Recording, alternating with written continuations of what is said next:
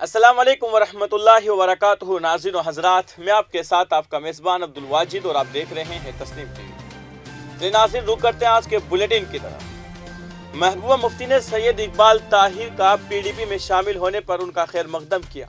उन्होंने कहा कि इस वक्त पीडीपी में शामिल होना बड़ी बात है और तालीम याफ्ता नौजवानों का पार्टी में शामिल होना वक्त की अहम ज़रूरत है। महबूबा मुफ्ती ने सहाफ़ियों के सवाल के जवाब देते हुए कहा कि पंडित जवाहरलाल नेहरू के सेकुलरिज्म की वजह से जम्मू व कश्मीर के लोगों ने भारत के साथ इल्हाक किया था। उन्होंने कहा कि पंडित जवाहरलाल नेहरू को जम्मू व कश्मीर के आवाम से खास लगाव था, जिसकी वजह से यहाँ के लोगों ने भारत को चुना। महबूबा मुफ्ती ने कहा कि अगर आज की सरकार 1947 में होती तो जम्मू व कश्मीर कतन मजहब की बुनियादों को दरकिनार करके इस हिंदुस्तान का हिस्सा होते। उन्होंने कहा कि आज के दौर के हिंदुस्तान में जमहूरियत और सेकुलरिज्म खत्म हुई है और मेरा मानना है कि अगर जवाहरलाल नेहरू नहीं होते तो जम्मू और कश्मीर भारत का हिस्सा नहीं होता।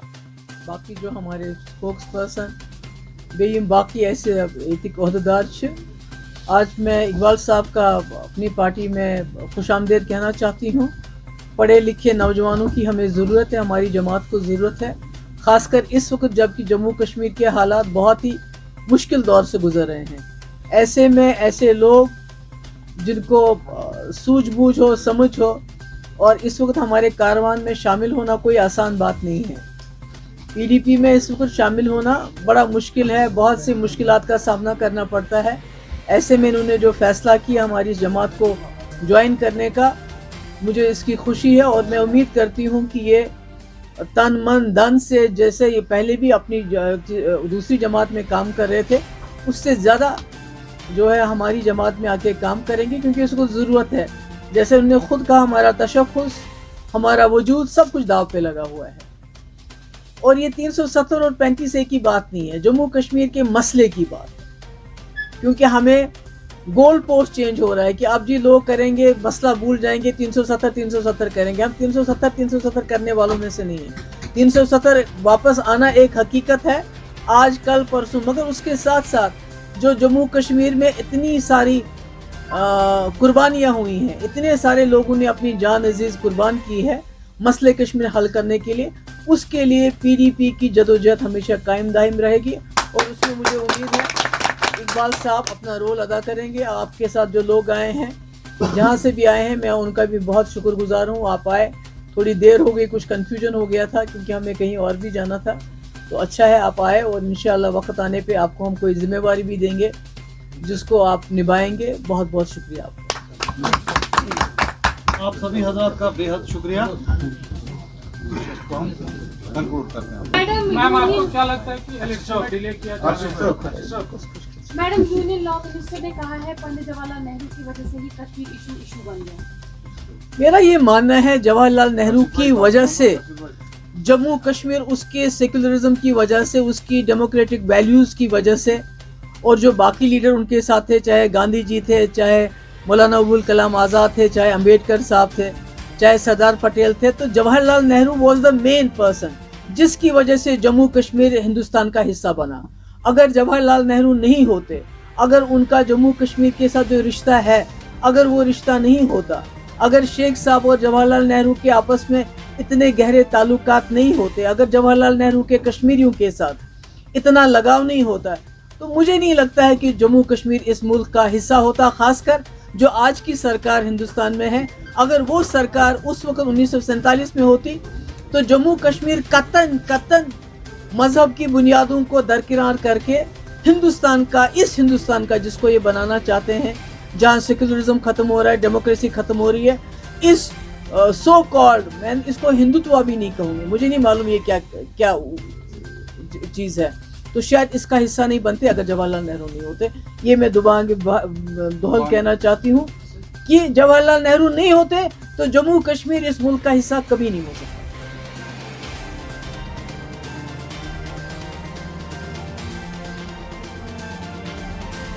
अब रुक करते हैं अगली खबर की तरफ। तेलुगु सिनेमा ने एक और लेजेंड खो दिया है। हमारे सिनेमा में टेक्नोलॉजी के जरिए मौजज़े पैदा करने वाले टॉलीवुड जेम्स बॉन्ड के सुपरस्टार कृष्णा उम्र और सेहत के मसाइल के बायस इंतकाल कर गए। उससे गट्टा मनीनी के खानदान में एक और सानिहा रूनुमा हुआ है। उनके मुदाहों समेत फिल्मी शख्सियत ताज़ियत पेश कर रही है और कृष्णा खानदान की तयगिरी ताज़ियत का इजहार कर रही है। कृष्णा जो कुछ अरसे से सेहत की खराबी की वजह से घर में मुकीम थे, इतवार की सुबह तकरीबन 2 बजे सांस लेने में दुश्वारी का शिकार हुए। उन्हें दिल का दौरा भी पड़ा।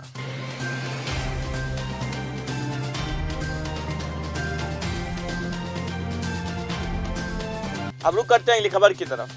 भारत के निजी शोबे के जरिए तैयार करदा पहला रॉकेट विक्रम एस आज मंगल को लॉन्च किया जाएगा। हैदराबाद के खलाई स्टार्टअप स्काई रूट एरोस्पेस ने जुमा को इसका ऐलान किया। स्काई रूट एरोस्पेस के इस मिशन को प्रारंभ नाम दिया गया है, जिसमें 3 सारिफ पे लोड होंगे और उसे श्री हरिकोटा में इंडियन स्पेस रिसर्च ऑर्गेनाइजेशन के लॉन्च पैड से लॉन्च किया जाएगा। कंपनी ने जुमा को कहा कि दिल की धड़कन बढ़ी हुई है, सबकी नजरें आसमान की तरफ है, जमीन सुन रही है। ये 15 नवंबर 2022 को लॉन्च होने की निशानदही करता है।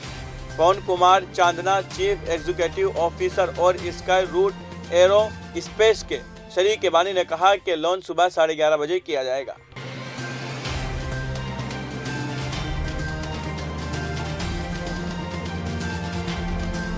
अब रुक करते हैं ये खबर की तरफ। ईरान में सितंबर के वसत में एक 22 साला कर्द खातून महसा अमीनी की पुलिस हिरासत में मौत के बाद मुजाहरे फूट पड़े और गुज़िश्ता तकरीबन 2 माह से मुल्क भर में मुजाहरों का सिलसिला जारी है। इन मुजाहिरों ने ईरान की हुकूमत को मुतज़लज़ल कर दिया है। एहतिजाज को रोकने के लिए अब तक हज़ारों मुजाहिरीन को गिरफ्तार किया जा चुका है, जबकि 100 से ज़ायद अफराद हलाक भी हो चुके हैं।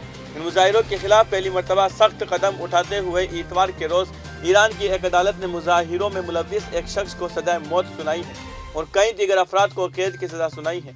ईरानी अदलिया ने इतवार को कहा कि एक नामालूम शख्स को महारबा के अलावा हुकूमती मरकज़ को आग लगाने, अमन व अम्मा को ख़राब करने और कौमी सलामती के खिलाफ जराइम के इर्तिकाब के जुर्म में फांसी की सज़ा सुनाई गई है। 5 मज़ीद नामालूम अफराद जिन्हें हुक्काम ने फसाद परस्त के तौर पर बयान किया है, उनको कौमी सलामती से मुताल्लिक इल्ज़ामात में 5 से 10 साल की दरमियान कैद की सज़ा सुनाई गई है।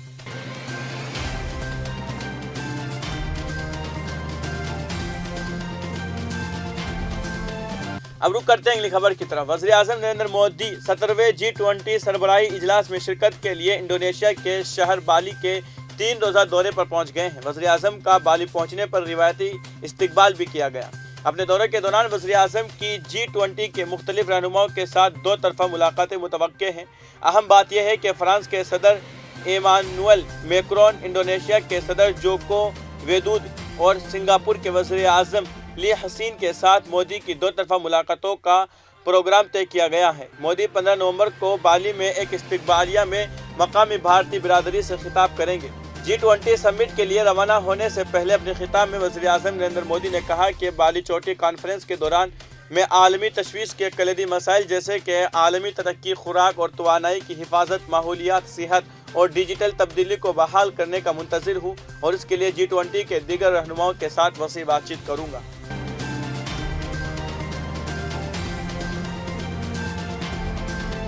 अब रुक करते हैं अगली खबर की तरफ। उत्तर प्रदेश के जिला वाराणसी की एक मकामी अदालत ने ज्ञानवापी मस्जिद इहाते में वाक़ वुज़ू खाने में मुबीना शिवलिंग फवारे की यौमिया पूजा की इजाज़त तलब करने वाली अर्जी पर अपने फैसले को मुअख्खर कर दिया है और समाअत की अगली तारीख 17 नवंबर तय की है।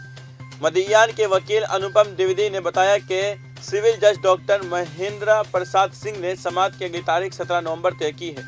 बता दें कि इससे पहले ज्ञानवापी मस्जिद श्रीनगर गोरी केस में फरीक बनने के लिए दी गई कुल 17 दरखास्तों को जिला जज ने खारिज कर दिया था।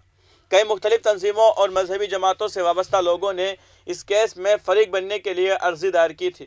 कुछ दिन पहले इस पर अदालत ने समाअत करते हुए तमाम दरखास्तों को खारिज कर दिया था। वाज़ेह रहे कि हिंदू फरीक का दावा है कि ज्ञानवापी मस्जिद के वुज़ू खाने में मौजूद ढांचा शिवलिंग है, ताहम मुस्लिम फरीक ने कहा है कि जो ढांचा मिला है वो एक फव्वारा है।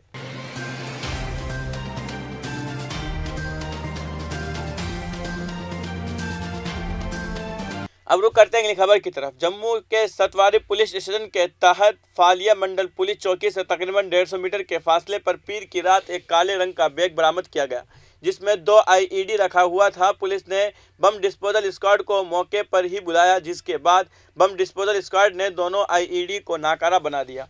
जिस इलाके से IED मिला है वहां से फौजी छावनी का फासला तकरीबन आधा किलोमीटर है। बताया जा रहा है कि IED एक्टिव थे, जिसमें टाइम लगा हुआ था। वाज़ेह रहे कि इससे कबल गुज़िश्ता माह 27 अक्टूबर को भी जम्मू रेलवे स्टेशन पर हथियारों से भरा एक बैग मिला था, जिसमें 18 डिटोनिज, 500 ग्राम ममनू अशिया और दूसरा काबिल एतराज़ मवाद बरामद करके जब्त किया गया था। फिलहाल की खबरों में इतना ही। मुल्क और गैर मुल्क की तमाम बड़ी खबरें जानने के लिए देखते रहिए तस्नीम TV। आपके मेज़बान अब्दुल वाजिद के साथ। अल्लाह हाफिज़।